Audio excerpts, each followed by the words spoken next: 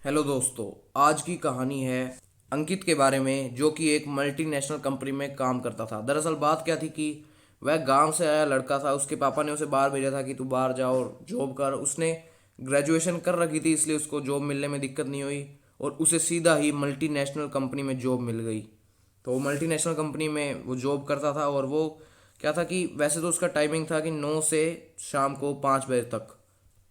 लेकिन एक दिन क्या होता है कि उसको ओवर टाइम करना पड़ता है, और हालांकि उसे ओवर टाइम के लिए पे भी करी जाती है, तो वो इससे इनकार नहीं करता और ओवर टाइम करने के लिए तैयार हो जाता है। तो वो सुबह 9 बजे ऑफिस जाता है। ऑफिस का दिन आराम से चलता है, कोई दिक्कत नहीं है, सामान्य चलता है। 9 बजे से 5 बजते हैं, फिर 6 बजते हैं, 7 बजते हैं, 8 बजते हैं। वैसे उसका ओवर टाइम था 5 से 8, लेकिन उसके मैनेजर ने उसे कहा कि तुम 8 से 11 तक करो। फिर उसने 8 से 11 करा। फिर उसने मैनेजर ने कहा कि तुम 1 घंटा और ओवर टाइम करो, तुमको पे दी जाएगी। तो फिर उसने 1 घंटा और काम करा और वो 12 बजे तक करीब ऑफिस से निकल गया था, और उसे इन 6 घंटों की 7 घंटों की पे भी दे दी गई। हाथों हाथ पे दे दी गई। तो वो ज़्यादा गुस्सा तो हुआ नहीं, वो आराम से था, भाई हाँ चलो चलते हैं। और एक एक चीज़ हुई थी इसकी वजह से कि 12 बजे ना मेट्रो बंद हो गई थी। तो अब वो जा तो सकता नहीं था अपने घर मेट्रो से, तो उसे टैक्सी बुक करनी पड़ी थी। और इसी कारण से उसकी पूरी ज़िंदगी बदल गई। बात क्या हुई थी कि उसने टैक्सी जो बुक करी थी ना, वो आई और उसमें कुछ ऐसा था जिसकी वजह से उसकी पूरी ज़िंदगी बदल गई। तो वो टैक्सी बुक करता है, उसके पास कोई ऑप्शन तो था नहीं। इतनी रात को टैक्सी आई और वो ना टैक्सी ड्राइवर काफ़ी पैसे मांग रहा था। मतलब जैसे मान लो उसका घर 15 किलोमीटर दूर था, तो लगभग 300 रुपये लगने चाहिए थे, लेकिन वो 800 रुपये मांग रहा था। और इतनी मजबूरी थी उसकी कि उसने 800 रुपये देने को तैयार हो गया वो। तो वो 800 रुपये देने को तैयार हुआ, वो बैठा टैक्सी में। उसका जो ड्राइवर था ना, वो ऐसे पतला सा ड्राइवर था और ज़्यादा कुछ ऐसे वो बोल नहीं रहा था, आराम से बैठा था अपना।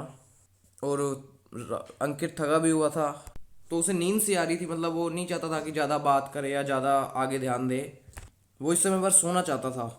तो अब वो आंखें बंद करता है अपनी और सोता है। फिर उसको एक झटके से नींद खुलती है और आगे देखा तो उसने स्पीड ब्रेकर की वजह से उसकी नींद खुली थी। फिर जैसे ही उसका ध्यान पीछे जाता है ना, तो पीछे एक आदमी बैठा था। फिर वो ड्राइवर पर गुस्सा होने लगता है अंकित की, मैंने तो कहा नहीं आप रेंट शेयर करो, आपने क्यों इसे बिठा लिया। फिर वो कहता है मैंने किसे बिठाया, मैंने तो किसी को नहीं बिठाया। फिर अंकित ने इशारा करा कि पीछे देखो।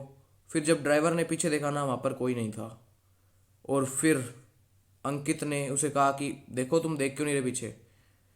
फिर ड्राइवर कहता कि कोई नहीं है, मैंने देख लिया पीछे। फिर अंकित कहता कि है पीछे। फिर जब अंकित ने पीछे मुड़कर देखा ना, तो वहाँ पर कोई नहीं था। और इस समय तक अंकित पूरा जाग रहा था और उसने सब कुछ ध्यान से देखा था, और ना ही कोई गेट खुला था और ना ही कोई बाहर भागा था। तो अब इसकी धड़कनें तेज होने लगी अंकित की, और वो परेशान सा होने लगा। फिर उसने ड्राइवर को कहा यही क्या चक्कर है, मेरे को जल्दी घर जाना है, मेरे को जल्दी घर पहुंचना चाहता हूँ, मैं बहुत थका हुआ हूँ, कब तक पहुंचूंगा, टाइम कैसे लग रहा है इतना। तो वो ड्राइवर कहता है कि तुम जल्दी पहुंच जाओगे और तुम सही जगह पहुंचोगे जहाँ तुम पहुंचना चाहते हो। फिर ड्राइवर के विश्वास दिलाने पर अंकित ज़्यादा ध्यान नहीं देता है और ठीक है अपना बैठ जाता है। 12 बजे वो रवाना हुआ था, तो लगभग अब ना 1 बज चुका था, और 15 किलोमीटर की दूरी आमतौर पर उससे तय करने में गाड़ी से 1 नहीं बजता था, यानी कि उसे 1 घंटा नहीं लगता था। तो अब वो परेशान होने लगा कि ये ड्राइवर कहाँ ले जा रहा है, ना मैंने रास्ता देखा है कभी ये। इस रास्ते में कोई भी दुकान नहीं थी, सिर्फ एक सीधी सी रोड थी। तो फिर अब वो ड्राइवर जाता जाता है और वो उससे पूछता भी है अंकित ड्राइवर से कि ये क्या चक्कर है भाई, ये पहुंच क्यों नहीं रहा मैं अभी तक, सुनसान सा रास्ता है। फिर ड्राइवर उसे विश्वास दिलाता है कि तुम पहुंच जाओगे।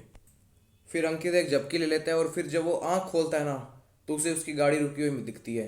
फिर वो थोड़ा सा एक्साइटेड हो जाता है कि लगता है मेरा घर आ गया, लेकिन जब वो आसपास देखता है ना, एकदम सुनसान था। तो अब वो ड्राइवर से पूछता है यहाँ गाड़ी क्यों रोक दी, चलो आगे। फिर ड्राइवर कहता यहीं पर तुम्हें उतरना है। फिर अंकित कहता मैं यहाँ के उतरूँ, मेरा घर थोड़ी है यहाँ। तो फिर ड्राइवर कहता कि यहीं उतर जाओ। फिर जब अंकित ने ड्राइवर का चेहरा देखा ना, तो वो हैरान रह गया और वो उतरने के लिए तैयार हो गया। दरअसल क्या था कि उसके चेहरे में ना काली काली आंखें थी, और उसका चेहरा सफ़ेद था, और उसके कपड़े भी अब बदल चुके थे, कपड़े उसके एकदम लाल हो चुके थे, और उसका चेहरा काला पड़ चुका था। तो ये सब देखकर अंकित परेशान होने लगा, और अब उसने गेट खोलने की कोशिश की, लेकिन अब गेट खुला ही नहीं। फिर वो अपना फ़ोन निकालता है और वहाँ पर नेटवर्क नहीं था। तो अब वो काफ़ी परेशान होने लगा, क्योंकि वो ना ही फ़ोन कर सकता था और ना ही से छुटकारा पा रहा था। फिर वो जैसे तैसे करके खिड़की तोड़कर बाहर कूद जाता है, और उसके बाद वो फटाफट से भागने लगता है। क्योंकि वो थका हुआ था, इसी कारण की वजह से वह वहीं पर गिर जाता है थोड़ी आगे जाकर ही और बेहोश हो जाता है। फिर अंकित ने बताया कि जब उसने आंखें खोली तो उसके सामने मिलिट्री खड़ी थी। फिर अंकित ने मिलिट्री से पूछा कि आप यहाँ पर कैसे हो, तो फिर जो उन्होंने बात बताई वो मैं आपको भी बताने जा रहा हूँ। दरअसल बात क्या थी कि जो मिलिट्री का एरोप्लेन जा रहा था, उन्होंने नीचे देखा कि कोई आदमी लेटा पड़ा है। अब मिलिट्री के एरोप्लेन ने फटाफट इन्फॉर्म करा ग्राउंड टीम को, और ग्राउंड टीम यहाँ पर आकर पहुंची और अंकित को रेस्क्यू किया। तो फिर अंकित ने सारी बात उनको बताई और फिर आगे गया, अपने गांव गया वापस। वो कंपनी उसने छोड़ दी हमेशा के लिए और अपने गांव चला गया।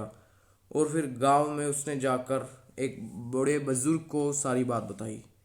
और फिर उस बूढ़े बुजुर्ग ने उस जगह के बारे में पूछा जहाँ ड्राइवर ने उसे छोड़ा था। और जैसे ही अंकित ने उस जगह के बारे में बताया तो बूढ़ा व्यक्ति हैरान हो गया। फिर बूढ़े व्यक्ति ने उसे बताया कि यहाँ पर क्या हुआ था, एक बार एक्सीडेंट हुआ था जिसमें एक गाड़ी और एक ड्राइवर सहित एक पीछे बैठा आदमी भस्म हो गए थे। गाड़ी जल गई थी पूरी तरीके से, और जो पीछे आदमी बैठा था उसने भी किराए पर टैक्सी करी थी। तो फिर अंकित को भी विश्वास नहीं हो रहा था कि जली हुई गाड़ी वापस मेरे पास कैसे आई, लेकिन उसके साथ जो घटा था ना, उसके आधार पर वो ये कह सकता था कि जली हुई गाड़ी वापस आ गई। तो एक ये इंसिडेंट ने उसकी पूरी नौकरी को छोड़ने पर मजबूर कर दिया, और आज वो अपने कपड़े की दुकान चलाता है और वो प्लान कर रहा है कपड़े की फैक्ट्री बनाने का। तो ये उसके लिए एक फ़ायदे की बात भी थी, और नुकसान की बात ये थी कि उसने इसको मानसिक रूप से बहुत ठेस पहुंचाई थी। क्योंकि जो उसे टेंशन हुई थी ना उस चीज़ को लेकर, और जब भी वो याद करता है तो उसको बड़ा ऐसे अजीब सा लगता है और उसे डर सा लगने लगता है। तो ये इंसिडेंट उसके लिए काफ़ी ख़तरनाक था। तो ठीक है दोस्तों, आज की कहानी इतनी ही थी, यहीं ख़त्म होती है। मिलते हैं अगली कहानी में।